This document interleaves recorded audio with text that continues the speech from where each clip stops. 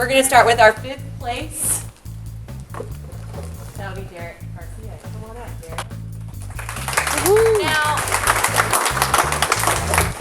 Derek is absolutely an avid angler. He was gaining trophies at other tournaments as we were going and made the time to post some submissions. So say cheese and good job to get a first place. So our 4th place winner is going to be, come on up, Obi.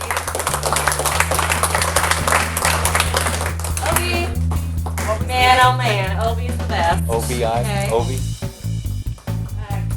Break out his, we want to do a little bit of freshwater fishing and doing that. Our 3rd place winner is Brandon. Brandon and Obi were pretty much battling neck and neck there at the end, and Brandon pulled it out by a few points. He did a great job, and he stuck with it. I'm really proud of Brandon. Good job. Yeah, say cheese. It's not awkward at all, Brandon. 2nd place, our 2nd place winner, Andrew Rye. Come on up, Andrew.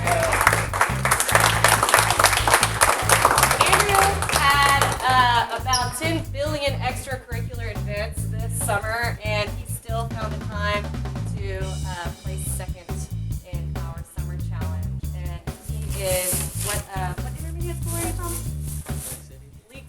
Our 1st place winner. Had 1st place all summer long. CJ Hudson, come on up.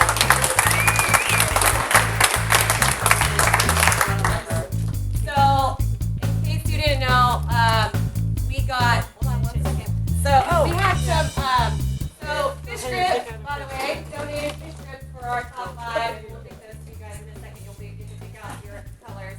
Hook Spit, if you want to talk about Hook Spit, because I know that you talked to Wade. As well, and be one of the top 3 places to get a $50 gift certificate to buy all of their tackle for the year.